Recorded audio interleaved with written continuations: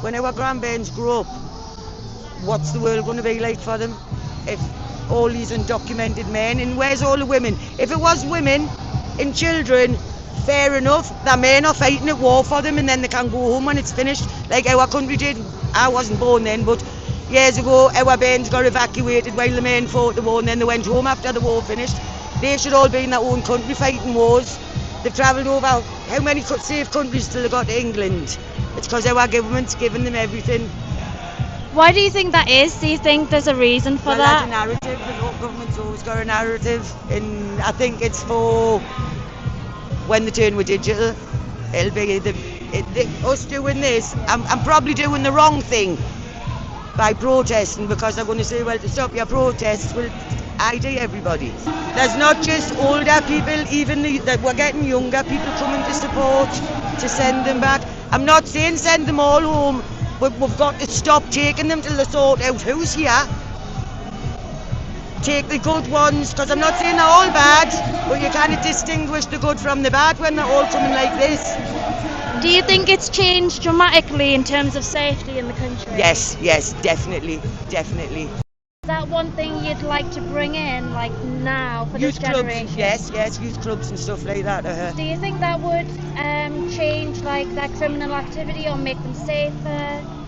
It would make them safer, and a lot of them, if they get attention in people interacting with them when they're younger, they're not going to want to go straight off paths to go wrong. And I can't explain myself. We're hospitals, we're schools, youth club, there's housing. There's not enough housing for our own people, but I find news is for all these.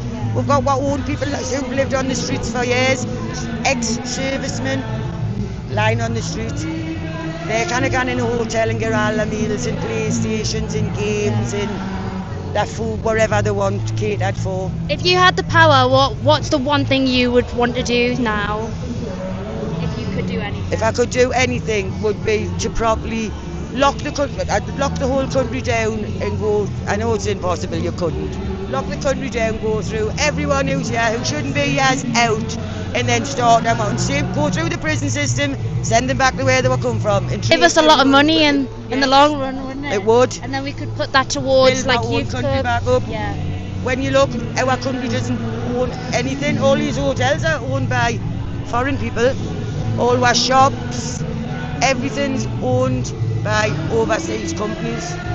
The government do something for it, but I can't say it. I think they're heading like this for digital, so they can't say, right, to shut you all up, everybody will be chipped or whatever it is they're gonna do, and then nobody can be in illegal, they can't sneak in the country, and I think that's how they'll get around it, and then they take our money off with. Do you think we can vote our way out of it?